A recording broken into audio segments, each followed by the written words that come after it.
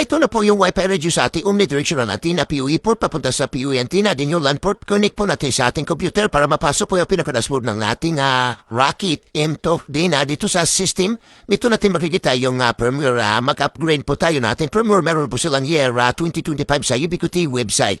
Then click lang po natin yung change din.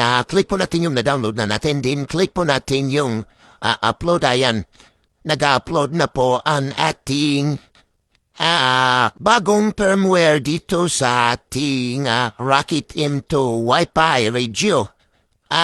Para naman magamit natin dito sa ating Piso Wi-Fi 6 Bindo or Piso Wi-Fi 6 hotspot voucher.